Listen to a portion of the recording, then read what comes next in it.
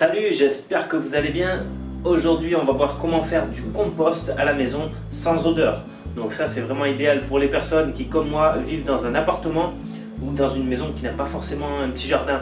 Parce que le compost, ça peut attirer des mouches et ça aussi, ça donne de mauvaises odeurs. Donc voilà, pour pouvoir faire notre petit potager à la maison, c'est important d'avoir une terre riche. Donc voilà, ici j'ai déjà commencé les plantations avec les pieds de tomates. Ici on a le basilic qui sent super bon. Des petits piments doux, ici d'autres pieds de tomates avec des piments beaucoup plus puissants. Et comme vous pouvez constater, la terre est quand même assez sombre, noire. Donc elle est très riche et ça les plantes elles adorent. On a aussi ici une petite aloe vera. Quelque chose de très pratique et indispensable à la maison pour faire ses propres shampoings ou crèmes pour la peau. Alors voilà, pour faire notre compost à la maison, c'est vraiment très simple. On va utiliser un pot de fleurs avec la terre qu'on a à la base.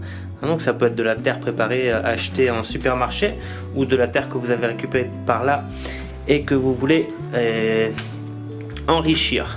Donc là, comme on peut voir, j'ai déjà rajouté quelques plantes, matériel organique pour qu'elles se décomposent et nourrissent un petit peu la terre. Donc ce qu'on va faire ici, c'est rajouter les pots et tous les déchets de la maison, tous les déchets organiques bien entendu, les pelures de légumes et de fruits qu'on va mettre dans cette terre là. On va d'abord les couper en petits morceaux, ça évitera que ça rendra la décomposition beaucoup plus rapide et le fait qu'ils soient déjà dans la terre évitera les mauvaises odeurs. Alors voilà, ici on a plein de restes de cuisine. Si vous voulez, vous pouvez le garder au réfrigérateur en attendant de faire votre compost. Et on va le hacher en petits morceaux. Ça permettra la décomposition rapide, comme je vous ai dit. Donc ça, c'est de la feuille de maïs. C'est important d'avoir aussi des fibres comme ça, un petit peu plus sec. Ça va donner, ça va aérer la terre un petit peu plus. Donc voilà, on va couper ça grossièrement.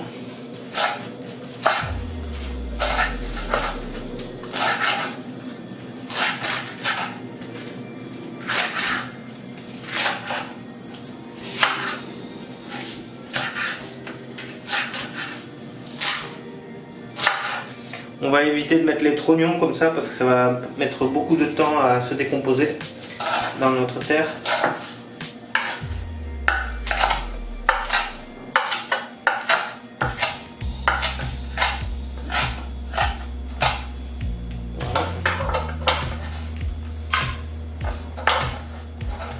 Après, les pots de banane, c'est très très bon pour la terre, ça. Je vous recommande quelques pots de banane.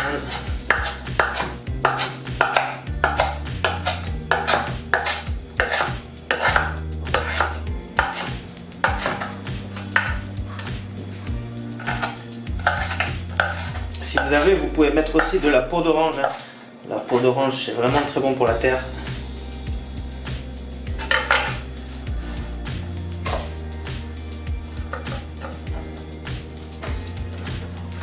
Voilà, alors ça on va éviter quand même parce que c'est des graines, donc ça risque de germer dans nos terres. Il faut toujours éviter tout type de graines, même pareil pour le poivron comme ça.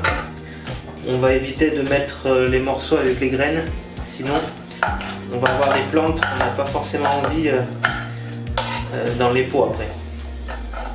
C'est pas qu'on n'a pas envie d'avoir du poivron, mais quand on plante des tomates dans un pot, c'est toujours embêtant après d'avoir des poivrons qui poussent. On n'a pas envie de les enlever, donc voilà. Voilà de l'oignon. Et voilà nos déchets hachés. Donc on va pouvoir l'incorporer à la terre. Donc pensez aussi à mettre le marc de café dans la terre. Moi j'en ai pas là tout de suite, mais je mets toujours mon marc de café dans cette terre là. Faut pas en mettre trop non plus, mais vous pouvez en mettre quand même. Et évitez de mettre tout ce qui est viande et produits animaux. Il vaut mieux rester sur du végétal. Voilà, maintenant on va rajouter ça à notre terre.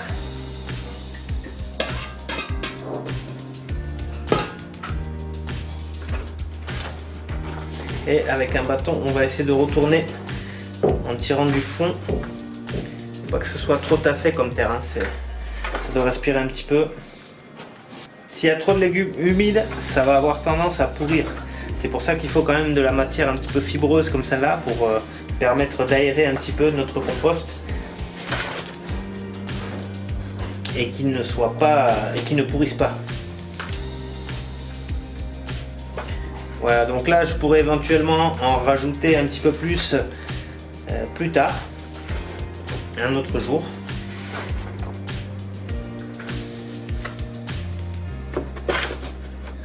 Donc voilà, on a notre compost. C'est pas vraiment un compost pur, c'est plutôt une terre qui va être préparée et bien nutrie. Donc pour l'entretien, vous pouvez arroser comme les plantes. Vous faites un arrosage tous les 2-3 jours, histoire que ça reste toujours un petit peu humide et que ça puisse se décomposer correctement. Hein. Donc vous traitez comme vos fleurs. Hein. À chaque fois que vous arrosez vos plantes, vous pouvez arroser le compost. Voilà, dans celui-là, je pourrais rajouter encore 1 ou 2 saladiers de végétaux. Et on le laisse comme ça pendant 1, 2 ou 3 mois, ça dépend. Si vous en avez besoin tôt, l'avantage de ce type de compost, c'est que vous pouvez l'utiliser et mettre vos plantes dedans. Peu importe s'il y a encore des bouts de végétaux en décomposition, ils continueront à nourrir la terre dans les pots de vos plantes. Hein. Donc voilà pour cette petite vidéo jardinage. J'espère que ça vous aura plu. On se retrouve dans la prochaine vidéo et n'oubliez pas de vous abonner à la chaîne. Ciao!